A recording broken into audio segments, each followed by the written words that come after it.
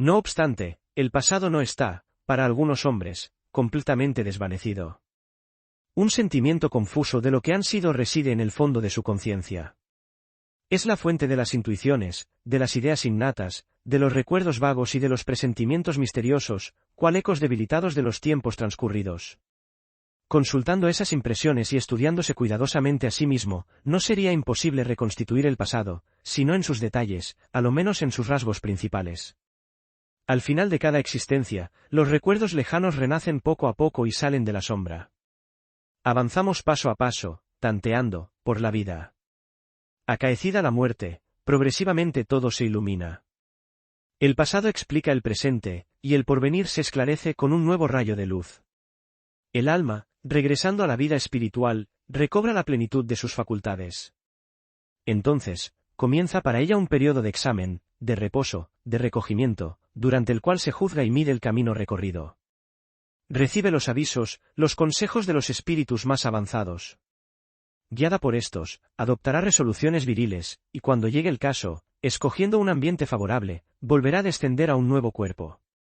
Vuelta a la carne, el alma perderá también la memoria de las vidas pasadas, al mismo tiempo que el recuerdo de la vida espiritual, la única verdaderamente libre y completa, comparada con la cual, la estancia terrena le parecería espantosa.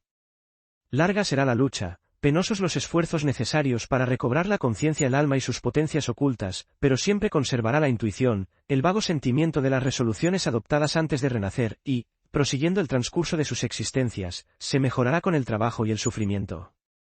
Tercera parte. El mundo invisible. 15. La naturaleza y la ciencia. En las páginas precedentes, hemos expuesto los principios esenciales de la filosofía de las existencias sucesivas.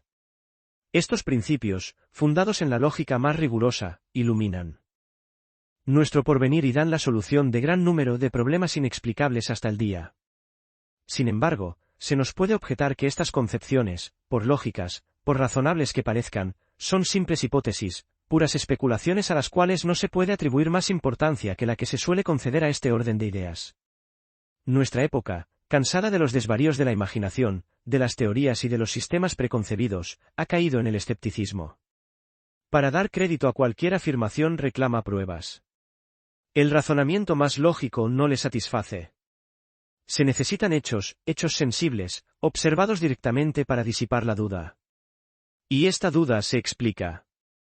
Es la consecuencia fatal del abuso de las leyendas, de las ficciones de las doctrinas erróneas con las cuales ha sido arrullada la humanidad por espacio de siglos. Al instruirse, el hombre, de crédulo, se ha convertido en escéptico, y cada nueva teoría es acogida con desconfianza sino con hostilidad. No lamentamos ese estado de espíritu que, después de todo, no es más que un homenaje inconsciente que el pensamiento humano rinde a la verdad. Necesariamente ha de ser ventajoso a la filosofía de las existencias sucesivas, porque, lejos de ser un sistema más de fantasía, se apoya en un imponente conjunto de hechos, afirmados por pruebas experimentales y por universales testimonios. A tales hechos consagraremos la tercera parte de esta obra. La marcha de la ciencia en sus innumerables etapas, puede compararse a una ascensión en un país de elevadas montañas. A medida que el viajero trepa por las escabrosas pendientes, ve ensancharse el horizonte, los detalles del plano inferior se funden, en un vasto conjunto, mientras que a lo lejos se descubren nuevas perspectivas. Cuanto más se eleva, tanta más majestad y amplitud adquiere el espectáculo. Del mismo modo la ciencia, en su marcha incesante, descubre a cada paso dominios ignorados. Sabido es cuán limitados son nuestros sentidos materiales, cuán reducido es el campo que abarcan. Más allá de los rayos y de los colores percibidos por nuestra vista, hay otros rayos, otros colores, cuya existencia demuestran las reacciones químicas. Asimismo, nuestro oído no percibe las ondas sonoras sino entre dos términos. Más acá y más allá, demasiado agudas o demasiado graves, las vibraciones sonoras no tienen ya acción sobre el nervio auditivo. Si nuestra potencia visual no hubiese sido aumentada por los descubrimientos ópticos, ¿qué sabríamos del universo a la hora presente? No solamente ignoraríamos la existencia de los lejanos dominios del éter, donde la materia cósmica, en sus gestaciones eternas, produce astros a millones, sino que nada sabríamos aún de los mundos más próximos a la Tierra. Gradualmente y de edad en edad, el campo de las observaciones se ha ensanchado. Gracias a la invención del telescopio, el hombre ha podido explorar los cielos y comparar el mezquino globo que habita con los gigantes del espacio. Más recientemente, la invención del microscopio nos ha descubierto otro infinito. En todas partes, alrededor de nosotros, en los aires, en las aguas, invisibles para nuestros débiles ojos, miríadas de seres pululan y se agitan en espantosos torbellinos. El estudio de la constitución molecular de los cuerpos se ha hecho posible. Hemos reconocido que los glóbulos de la sangre, los tejidos y las células del cuerpo humano están poblados de parásitos animados, de infusorios a cuyas expensas viven aún otros parásitos. Nadie puede decir dónde se detiene la oleada de la vida. La ciencia progresa y crece, y el pensamiento alentado, se eleva hacia nuevos horizontes. Mas cuán ligero parece el bagaje de nuestros conocimientos cuando se le compara con lo que nos falta que aprender. El espíritu humano tiene límites, la naturaleza no los tiene. Con lo que ignoramos de las leyes universales, ha dicho Faraday, se podría crear el mundo. Nuestros groseros sentidos nos dejan vivir en medio de un océano de maravillas sin sospechar su existencia, cual ciegos bañados en torrentes de luz. 16. Materia y fuerza, principio único de las cosas. Hasta ahora la materia no era conocida más que en los tres estados, sólido, líquido y gaseoso. Crookes, el sabio físico inglés, al tratar de hacer el vacío en tubos de vidrio, ha descubierto un cuarto estado al que ha dado el nombre de radiante. Los átomos devueltos a la libertad por la rarefacción, se entregan en ese vacío relativo, a movimientos vibratorios de una rapidez, de una violencia incalculables. Se inflaman y producen efectos de luz y radiaciones eléctricas que permiten explicar la mayor parte de los fenómenos cósmicos condensada en diversos grados. Bajo sus tres primeros aspectos, la materia en el estado radiante pierde varias de sus propiedades, densidad, forma, color, peso. Mas en este nuevo dominio parece estar unida a la fuerza de una manera más estrecha y más íntima. ¿Es este cuarto aspecto el último que la materia pueda revestir?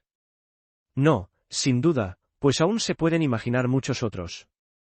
El pensamiento puede entrever un estado fluídico y sutil tan superior al estado radiante como éste lo es al estado gaseoso, y el estado líquido al estado sólido. La ciencia del porvenir explorará estas profundidades y hallará en ellas la solución de los formidables problemas de la unidad de sustancia y de las fuerzas directoras del universo. Ya la mayor parte de los sabios vislumbran y admiten la unidad de la sustancia. La materia, como ya hemos dicho, parece ser, en su principio, un fluido infinitamente flexible y elástico, cuyas innumerables combinaciones procrean todos los cuerpos. Invisible, impalpable, imponderable en su esencia primordial, este fluido por medio de transiciones sucesivas, se hace ponderable y llega a producir, por una condensación poderosa, los cuerpos duros, opacos y pesados que constituyen el fondo de la materia terrestre. Pero este estado de cohesión no es más que transitorio, y la materia, al recorrer la escala de sus transformaciones, puede con igual facilidad desagregarse y volver a su primitivo estado fluídico. Esta es la causa de que los mundos no tengan más que una existencia pasajera. Salidos de los océanos del éter, vuelven a sumirse y a disolverse en él después de haber recorrido su ciclo de vida. Puede asegurarse que todo en la naturaleza converge hacia la unidad. El análisis espectral revela la identidad de los elementos constitutivos de los mundos, desde el más humilde satélite hasta el Sol más gigantesco. El movimiento de los cuerpos celestes demuestra la unidad de las leyes mecánicas. El estudio de los fenómenos materiales, cual una cadena infinita, nos conduce, de anillo en anillo, al concepto de una sustancia única, etérea, universal, y de una fuerza única igualmente, principio de movimiento, cuya electricidad, luz y calor no son más que variedades, modalidades y formas diversas uno.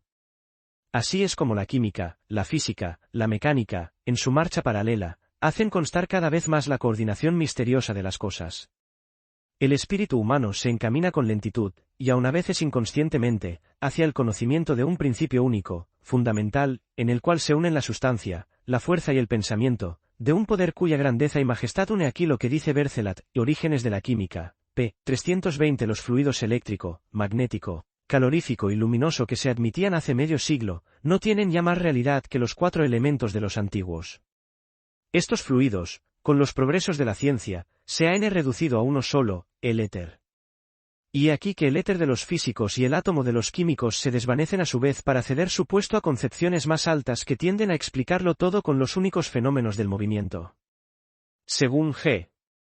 Le Bon, la evolución de la materia, la evolución de las fuerzas, la materia y la fuerza no son más que dos aspectos de una misma sustancia. La materia no es más que fuerza concreta, la fuerza, materia desasociada. Le colmarán un día de sorpresa y admiración. 17. Los fluidos, el magnetismo.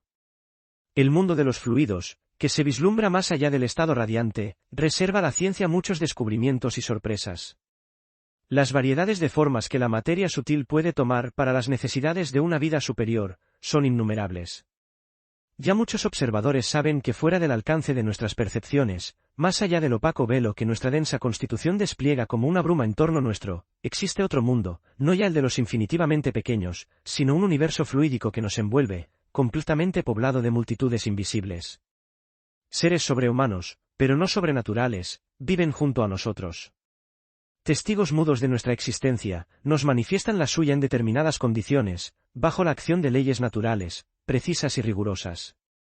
Importa penetrar el secreto de estas leyes, pues de su conocimiento resultará para el hombre la posesión de fuerzas considerables cuyo aprovechamiento práctico puede transformar la faz de la tierra y el orden de las sociedades. Este es el dominio de la psicología experimental, algunos dirían de las ciencias ocultas. Estas ciencias son tan antiguas como el mundo. Hemos hablado ya de los prodigios que se realizaban en los lugares sagrados de la India, del Egipto y de la Grecia. No entra en nuestro plan extendernos más sobre este orden de hechos, pero hay una cuestión conexa que no podemos pasar en silencio, es la del magnetismo. El magnetismo, estudiado y practicado en secreto en todas las épocas de la historia, se ha vulgarizado principalmente desde el fin del siglo XVIII. Aún es sospechoso para las sabias academias, y con el nombre nuevo de hipnotismo los maestros de la ciencia han tenido a bien descubrirlo un siglo después de su aparición. El hipnotismo, ha dicho el señor de Rochas I, hasta ahora lo único estudiado oficialmente, no es más que el vestíbulo de un vasto y maravilloso edificio ya explorado en gran parte por los antiguos magnetizadores. La desgracia es que los sabios oficiales, médicos casi todos, que se dedican al magnetismo, o como dicen ellos mismos, al hipnotismo, no experimentan generalmente más que en sujetos enfermos, en pensionistas de hospitales. La irritación nerviosa y las afecciones mórbidas de esos sujetos, no permiten obtener más que fenómenos incoherentes e incompletos. Ciertos sabios parecen temer que el estudio de estos mismos fenómenos, obtenidos en condiciones normales, suministre la prueba de la existencia del principio anímico en el hombre. Por lo menos esto es lo que resulta de los comentarios del Dr. Charcot, cuya competencia nadie pondrá en duda. El hipnotismo, dice, es un mundo en el cual se encuentran al lado de hechos palpables, materiales, groseros, que no se apartan de la fisiología, otros hechos absolutamente extraordinarios, inexplicables hasta aquí, que no obedecen a ninguna ley fisiológica y enteramente extraños y sorprendentes. Me aplico a los primeros y dejo a un lado los segundos. De modo que los médicos más célebres confiesan que esta cuestión está aún, para ellos, llena de oscuridad. En sus investigaciones se limitan a observaciones superficiales y desdeñan los hechos que podrían conducirles directamente a la solución del problema. La ciencia materialista vacila en aventurarse sobre el terreno de la psicología experimental, porque siente que allí se encontraría en presencia de las fuerzas psíquicas, del alma, en una palabra, cuya existencia ha negado con tanta terquedad. Sea como fuere, el magnetismo, después de haber sido rechazado durante largo tiempo por las corporaciones sabias, empieza ahora, bajo otro nombre, a llamar su atención. Pero mucho más fecundos serían los resultados si, en vez de operar sobre histéricos, se experimentase en personas sanas y robustas. El sueño magnético desarrolla en los sujetos lúcidos facultades nuevas y un poder de percepción incalculable. El fenómeno más notable es la visión a gran distancia sin el auxilio de los ojos. Un sonámbulo puede guiarse de noche, leer y escribir con los ojos cerrados, y entregarse a los trabajos más delicados y difíciles. Otros sujetos ven en el interior del cuerpo humano, disciernen sus males y lo que los causa, leen el pensamiento en el cerebro y penetran sin el concurso de los sentidos en los más recónditos dominios. Escudriñan los misterios de la vida fluídica, entran en relación con los seres invisibles de que hemos hablado y nos transmiten sus consejos y sus enseñanzas. Más adelante volveremos a tratar este último punto, pero desde ahora podemos considerar como establecido el hecho que se desprende de los estudios y de las experiencias de Puigsegur, de Deleuze, de Dupotet y de sus innumerables discípulos. A saber, que el sueño magnético, al inmovilizar el cuerpo, al aniquilar los sentidos, restituye el ser psíquico a la libertad, centuplica sus medios íntimos de percepción y le hace entrar en un mundo vedado a los seres corporales, mundo del cual nos describe las leyes y las bellezas. Y ese ser psíquico que, durante el sueño, vive, piensa y se mueve fuera del cuerpo, que afirma su personalidad independiente por un modo de ver y por conocimientos superiores a los que posee en estado de vigilia, que es, sino el alma misma, el alma que no es ya una resultante de las fuerzas vitales y del juego de los órganos, sino una causa libre, una voluntad activa, desprendida momentáneamente de su cárcel, cerniéndose sobre la naturaleza entera y gozando de la integridad de sus facultades innatas. Así pues, los fenómenos magnéticos hacen evidente, no tan solo la existencia del alma, sino también su inmortalidad, pues si durante la existencia corporal, el alma se desprende de su tosca envoltura y vive y piensa fuera de ella, con mucha mayor razón volverá a encontrar a la muerte la plenitud de su libertad. La ciencia del magnetismo no solamente nos hace tocar con el dedo la existencia del alma, sino que también pone en manos del hombre maravillosos recursos. La acción de los fluidos sobre el cuerpo humano es inmensa, sus propiedades son múltiples y variadas. Gran número de hechos han probado que con su ayuda se pueden aliviar los más crueles padecimientos. ¿No curaban los grandes misioneros con la imposición de las manos? Este es todo el secreto de sus pretendidos milagros. Los fluidos, obedeciendo a una poderosa voluntad, a un ardiente deseo de hacer bien, penetran en los organismos débiles, y sus moléculas benéficas sustituyendo a las moléculas mórbidas, devuelven gradualmente la salud a los enfermos y el vigor a los achacosos. Puede objetarse que una legión de charlatanes abusa, para explotarlas, de la credulidad y de la ignorancia del público, alabándose de un poder magnético imaginario. Esta es una consecuencia inevitable del estado de inferioridad moral de la humanidad. Una cosa nos consuela de estos tristes hechos, y es que no hay hombre animado de una simpatía profunda por los desheredados y de un verdadero amor por los que sufren, que no pueda aliviar a sus semejantes por medio de la práctica sincera e ilustrada del magnetismo. 18. Fenómenos espiritistas. Entre todas las pruebas de la existencia en el hombre de un principio espiritual y de su supervivencia al cuerpo, las más sorprendentes son las que resultan de los fenómenos del espiritualismo experimental o espiritismo. Los fenómenos espiritistas, considerados al principio como puro charlatanismo, han entrado en el dominio de la observación rigurosa, y si ciertos sabios los desdeñan aún, los rechazan y los niegan, otros sabios, y no de los menos eminentes, los estudian y hacen constar su importancia y realidad. En América y en todas las naciones de Europa, hay sociedades de estudios psicológicos que hacen de ellos el objeto constante de sus investigaciones. Estos fenómenos, como ya hemos visto, se han producido en todo tiempo. Antiguamente se les rodeaba. 19. Testimonios científicos. En el centro de los Estados Unidos de América, hacia 1850, fue donde, por primera vez, las manifestaciones espiritistas llamaron la atención pública. Se oían golpes en varias habitaciones, los muebles cambiaban de sitio bajo el impulso de una fuerza invisible, las mesas se agitaban y daban fuertes golpes en el suelo. Habiéndosele ocurrido a uno de los espectadores combinar las letras del alfabeto con el número de los golpes, se estableció una especie de telegrafía espiritual y la fuerza oculta pudo conversar con los asistentes.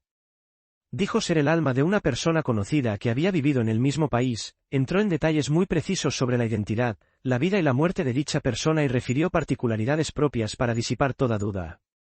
Otras almas fueron evocadas y respondieron con igual precisión. Todas decían estar revestidas de un cuerpo fluídico invisible a nuestros sentidos, mas a pesar de esto, material. Las manifestaciones se multiplicaron con rapidez, invadiendo progresivamente todos los estados de la Unión. Tanto se preocupaba de ellas la opinión, que ciertos sabios creyendo ver en esto una causa de perturbación para la razón y la tranquilidad pública, resolvieron observarlas de cerca a fin de demostrar su absurdo. El juez Edmonds, juez de la Corte Suprema de Nueva York y presidente del Senado, y el profesor de química Mapps, de la Academia Nacional, fueron llamados a dar su dictamen sobre la realidad y el carácter de los fenómenos espiritistas. Pues bien, sus conclusiones, formuladas después de un examen riguroso, en obras importantes, fueron que tales fenómenos eran reales y no podían ser atribuidos más que a la intervención de los espíritus. El movimiento se propagó hasta tal punto que, en 1852, una petición armada con 15.000 nombres fue dirigida al Congreso de Washington, a fin de obtener la proclamación oficial de la realidad de los fenómenos. Un sabio célebre, Robert Hare, profesor en la Universidad de Pensilvania, se puso abiertamente de parte de los espiritistas publicando una obra que causó sensación. Esta obra tenía por título, Experimental Investigations of the Spirit Manifestations, y establecía científicamente la intervención de los espíritus. Roberto Dale Owen, sabio, diplomático y escritor de renombre, se pronunció igualmente en favor de aquel movimiento de opinión, y escribió varias obras para defenderlo. Una de ellas, Footfalls on the Boundary of Another World, sobre el límite de otro mundo 1877, tuvo un éxito considerable. Hoy, el espiritismo cuenta con millones de adeptos en los Estados Unidos. Están representados por una prensa numerosa. En el transcurso de los últimos años, las experiencias dirigidas por un cierto número de profesores de las grandes universidades americanas, con la ayuda de la célebre medium, la señora Piper I, proporcionaron a esta teoría importantes adhesiones. James Hislop, profesor de psicología de la Universidad de Columbia, en New York, se expresaba así, en su informe acerca de la mediumnidad de aquella señora: a juzgar por lo que he visto por mí mismo, no sé cómo podré sustraerme a la conclusión de que la existencia de una vida futura está absolutamente demostrada. El Dr. R. Hysen escribía, a su vez, creo, sin concebir la menor duda, que los espíritus comunicantes son, en efecto, las personalidades que dicen ser, que han sobrevivido al cambio que nosotros llamamos la muerte, y que han comunicado con nosotros, los denominados vivos, por medio del organismo de Mrs. Piper, adormecida. El mismo Dr. Ricardo Hysen, fallecido en diciembre de 1906, se manifestó después por conducto mediúmnico, a su amigo el profesor J. Hislop. Entró en detalles muy extensos y muy precisos acerca de las experiencias y de los trabajos de la Sociedad de Investigaciones Psíquicas, de la que era presidente en la sección americana. Estos mensajes, perfectamente acordados entre ellos, fueron transmitidos por diferentes médiums que se desconocían unos a otros. Volvieron a encontrarse las palabras y las frases familiares en el comunicante durante su vida. Pero en Inglaterra es donde las manifestaciones espiritistas han sido sometidas a un análisis más metódico. Muchos sabios ingleses han estudiado los fenómenos de la mesa con perseverante y minuciosa atención, y de ellos proceden los testimonios más formales. En 1869, la Sociedad Dialéctica de Londres, uno de los grupos científicos más autorizados, nombra una comisión de 33 miembros, sabios, letrados, pastores, magistrados, entre los cuales se hallaban Sir John Lubbock, de la Sociedad Real y Academia Inglesa, Henry Lewis, hábil fisiólogo, Halsey, Wallace, Crookes, etc., para examinar, destruir para siempre, estos fenómenos espiritistas que, decía el manifiesto, no son más que producto de la imaginación. Después de 18 meses de experiencias y de estudios, la comisión reconoció en su informe la realidad de los fenómenos y falló en favor del espiritismo. En la enumeración de los hechos observados, el informe no indicaba solamente los movimientos de las mesas y los golpes, mencionaba también apariciones de manos y de formas que no pertenecían a ningún ser humano, y que parecían vivas por su acción y su movilidad. Los asistentes cogían y tocaban algunas veces estas manos, convencidos de que no eran el resultado de una impostura ni de una ilusión. Uno de los 33, Alfred Russel Wallace, colaborador de Darwin, llegó a ser, después de la muerte de este último, el más eminente representante del evolucionismo, prosiguió sus investigaciones y consignó sus resultados en una obra que tuvo gran resonancia en el otro lado del estrecho. Hablando de los fenómenos, se expresa en estos términos: cuando me entregué a estos estudios, era materialista acérrimo. No había en mi mente lugar alguno para la representación de una existencia espiritual. Los hechos, sin embargo, son cosas tenaces, me vencieron y me obligaron a aceptarlos antes de poder admitir su explicación espiritual. Esta vino por grados, bajo la influencia constante de hechos sucesivos, de los que no puede hacerse caso omiso ni explicarlos de ninguna otra manera. Entre los sabios ingleses cuyo testimonio público puede invocarse en favor de la manifestación de los espíritus, puede citarse a Stanton Moses, conocido como Axan, profesor de la Facultad de Oxford, quien publicó 2 volúmenes intitulados Psychegraphy, que trata, sobre todo, de los fenómenos de la escritura directa, y Spirit Identity, Sir Oliver Lodge, rector de la Universidad de Birmingham, del que se hablará más adelante, Baron O'Ey, ingeniero jefe de telégrafos, A. D. Morgan, presidente de la Sociedad Matemática de Londres, autor de From Matter of Spirit, y los profesores Chalice, de la Universidad de Cambridge, y Barrett, de la Universidad de Dublín. Por encima de todos estos nombres, con justicia estimados, hay otro, más grande y más ilustre, que se añade a la lista de los partidarios y de los defensores del espiritismo. Es el de William Crookes, miembro de la Sociedad Real, la Academia de Ciencias de Inglaterra. No hay ciencia que no deba un descubrimiento o un progreso a este espíritu sagaz. Los trabajos de Crookes sobre el oro y la plata, su aplicación del sodio al procedimiento de amalgamación, son utilizados en todas las plazas de América y de Australia. Con auxilio del heliómetro del Observatorio de Greenwich, ha podido fotografiar, antes que nadie, los cuerpos celestes, y sus reproducciones de la Luna son célebres. Sus estudios sobre los fenómenos de la luz polarizada y sobre la espectroscopia no son menos conocidos. Crookes también ha descubierto el talio. Pero a todos estos trabajos sobrepuja su magnífico descubrimiento del cuarto estado de la materia, descubrimiento que le asegura un lugar en el panteón de Inglaterra al lado de Newton y de Herschel, y otro más duradero aún en la memoria de los hombres.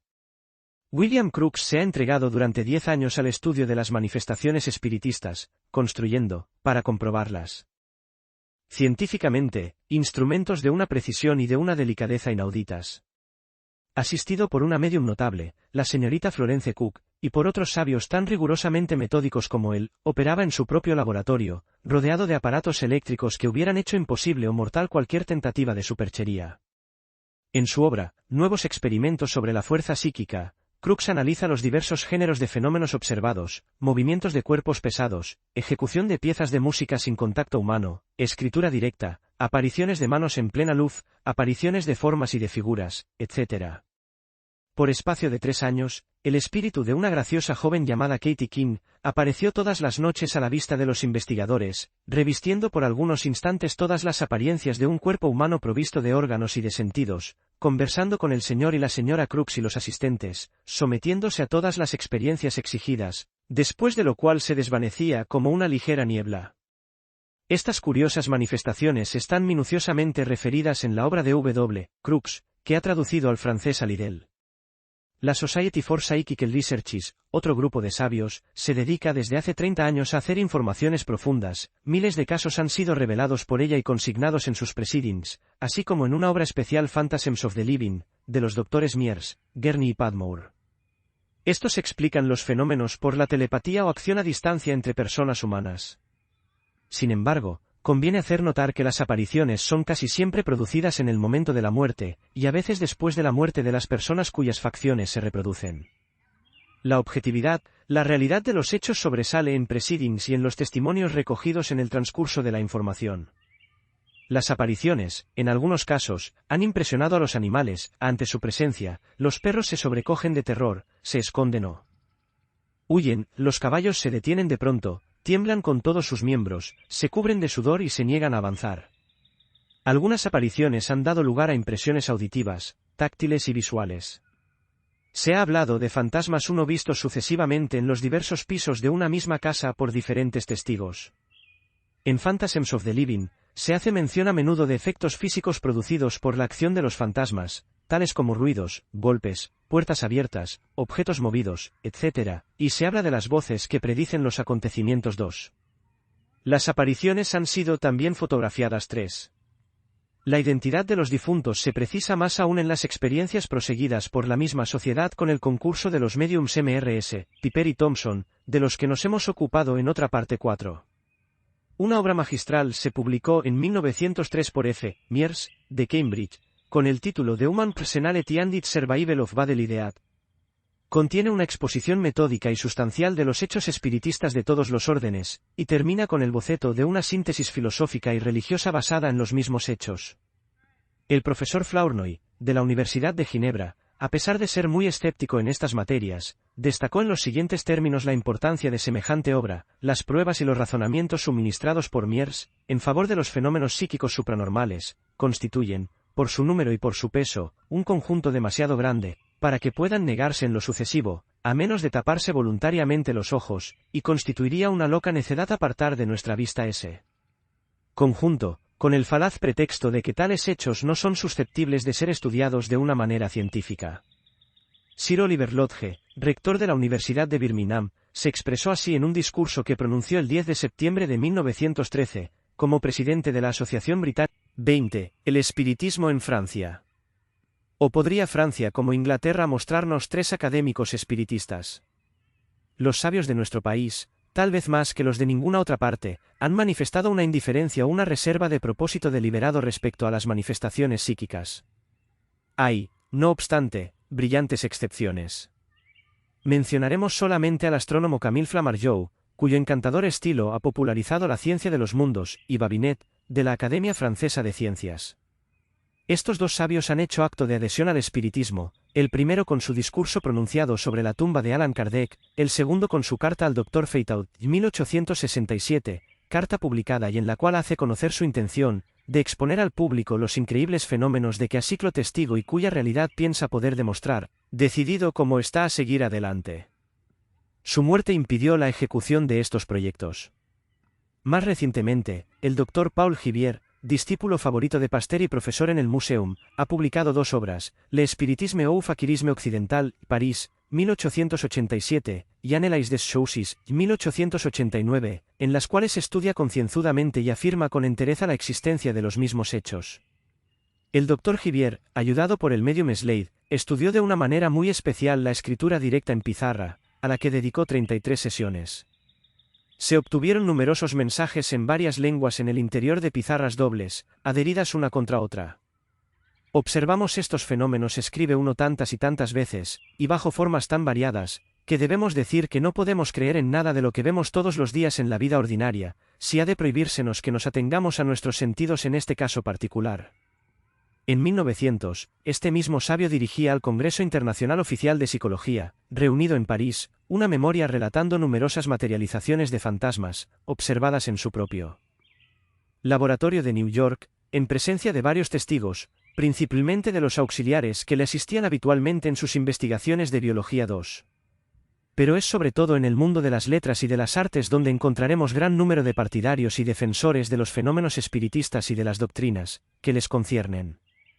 Citaremos entre otros escritores que se han pronunciado en este sentido a Eugene Nuss, autor de Les Grands Mystères y des Choses de L'Autre Bacquerie, quien expuso sus ideas sobre este punto en las Miets de l'Histoire, Victor Hugo, Maurice Lachatre, Théophile Gautier, Victoriane Sardou, Che Fauvetti, Che Lomon, Eugene Bonnemere, Alexandre Hepp, etc. Casi siempre, las experiencias espiritistas han sido ensayadas en Francia fuera de las academias, y de ahí proviene sin duda la poca atención sostenida que se les ha prestado. De 1850 a 1860, las mesas giratorias gozaban de favor, el entusiasmo era general y no había fiesta ni reunión íntima que no terminase con algunos ejercicios de este género. Más entre la multitud de los que tomaban parte en estas reuniones y se divertían con el fenómeno, ¿cuántos habrá que hayan vislumbrado sus consecuencias bajo el punto de vista científico y moral, y la importancia de las soluciones que aportaba a la humanidad? Pronto se cansaron de hacer preguntas triviales a los espíritus. La moda de las mesas giratorias pasó como todas las modas, y después de cierto ruidoso proceso, el espiritismo cayó en descrédito. Pero, a falta de sabios oficiales, observadores de los fenómenos, Francia poseía un hombre llamado a representar un papel importantísimo, universal, en el advenimiento del espiritismo. Allan Kardec, después de haber estudiado 10 años por el método positivo, con claro entendimiento e infatigable paciencia, las experiencias hechas en París. Después de haber recogido los testimonios y las noticias que le llegaban de todos los puntos del globo, coordinó este conjunto de hechos, dedujo los principios generales y compuso todo un cuerpo de doctrina contenido en 5 volúmenes cuyo éxito fue tal que de algunos de ellos se han hecho ya más de 30 ediciones. El libro de los espíritus, parte filosófica, el libro de los mediums, parte científica, el Evangelio según el espiritismo, parte moral, el cielo y el infierno o la justicia divina según el espiritismo y la Génesis. Allan Kardec fundó la Revue Spirite, que llegó a ser el órgano, el lazo de unión de los espiritistas del mundo entero, y en la cual se puede seguir la evolución lenta, progresiva, de esta revelación moral y científica. La obra de Allan Kardec es, pues, el resumen de las enseñanzas comunicadas a los hombres por los espíritus en un número considerable de grupos repartidos en todos los puntos de la Tierra, durante un periodo de 20 años. Estas comunicaciones nada tienen de sobrenatural, puesto que los espíritus son seres semejantes a nosotros, que han vivido en la Tierra y en su mayor parte volverán a ella, sometidos como nosotros a las leyes de la naturaleza, y, como nosotros, revestidos de un cuerpo, más sutil, a la verdad, y más etéreo que el nuestro, no pudiendo nosotros percibirlo más que en determinadas circunstancias. Allan Kardec, como escritor, ha dado muestra de una claridad perfecta y de una lógica rigurosa. Todas sus deducciones se fundan en hechos adquiridos, afirmados por miles de testigos. A su llamamiento, la filosofía desciende de las alturas abstractas en que se cernía, y se hace sencilla, popular, accesible para todos. Despojada de sus formas anticuadas, puesta al alcance de las más humildes inteligencias, trae esperanza, luz y consuelo a los que buscan y a los que padecen, demostrando la persistencia de la vida más allá de la tumba. La doctrina de Allan Kardec, nacida nunca lo repetiremos demasiado de la observación metódica y de rigurosos experimentos, no puede llegar a ser un sistema definitivo, inmutable, fuera y por encima de las futuras conquistas de la ciencia. Resultado. Combinado de los conocimientos de dos mundos, de dos humanidades que se compenetran, pero imperfectas ambas y ambas en marcha hacia la verdad y hacia lo desconocido, la doctrina de los espíritus se transforma sin cesar por medio del trabajo y del progreso, y aunque superior a todos los sistemas y a todas las filosofías del pasado, deja campo abierto a las rectificaciones y a las aclaraciones del porvenir. Desde el fallecimiento de Allan Kardec, el espiritismo ha llevado a cabo una evolución considerable, asimilándose el fruto de los trabajos de 25 años. El descubrimiento de la materia radiante, los sutiles análisis de los sabios ingleses y americanos sobre los cuerpos fluídicos y sobre las envolturas periespirituales y las formas revestidas por los espíritus en sus apariciones, son progresos que han abierto al espiritismo un horizonte nuevo. Se ha lanzado a él sin temor y merced a esos estudios minuciosos, ha penetrado la naturaleza íntima del mundo fluídico, y puede en adelante luchar con armas iguales contra sus adversarios en este terreno de la ciencia con el cual se ha familiarizado. El Congreso Espiritista y Espiritualista, reunido en París en septiembre de 1889, ha demostrado toda la vitalidad de una doctrina a la que se creía sepultada bajo la burla y los sarcasmos. 500 delegados, venidos de todos los puntos del globo, han asistido a sus sesiones, 95 revistas y periódicos estaban allí representados. Hombres de gran saber y de elevada posición, médicos, magistrados, profesores, y hasta eclesiásticos, pertenecientes a las naciones más diversas, franceses, españoles, italianos, belgas, suizos, rusos, alemanes, suecos, etc., han tomado parte en los debates. Los miembros de las escuelas representadas en este congreso, espiritistas, teósofos, cabalistas, swedenborgianos, con una unión perfecta han afirmado por unanimidad de votos, los dos principios siguientes: persistencia del yo consciente después de la muerte, o sea, inmortalidad del alma. Relaciones entre los vivos y los muertos 1. Ya el Congreso Espiritista de 1889, despertando la atención pública, había estimulado el espíritu de examen y provocado todo un conjunto de estudios y de experiencias científicas. Una sociedad de investigaciones psíquicas se fundó en París por el profesor C. Charles Rischat, de la Academia de Medicina, y el coronel de Rochas, entonces administrador de la Escuela Politécnica. Su primer cuidado fue el de abrir una información sobre los fenómenos de aparición y sobre todos los hechos de psicología experimental observados en Francia. Una revista especializada, Los Anales de las Ciencias Psíquicas, dirigida por el Dr. Dariex y por el profesor Rischat, da cuenta de sus trabajos y de los de las sociedades extranjeras. Unas experiencias, con el concurso de la medium Eusapia Paladino, tuvieron lugar en la isla Roubaud, en casa del señor Charles Rischat, en 1894, en el Agnelas y Sere, en casa del señor de Rochas, en 1895, y dieron resultados idénticos a los obtenidos en Milán, en 1892. El Congreso Internacional de Psicología Experimental, celebrado en Londres en 1892, puso de manifiesto las profundas modificaciones que se habían producido en este punto, durante pocos años, en relación con la ciencia. El señor Charles Rischat abordó francamente la cuestión de la nueva psicología, fenómenos espiritistas, telepatía, doble visión, etc.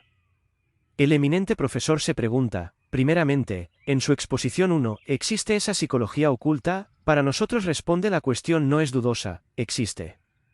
No es posible que tantos hombres distinguidos de Inglaterra, de América, de Francia, de Alemania, de Italia, etc., se hayan equivocado grosera y burdamente.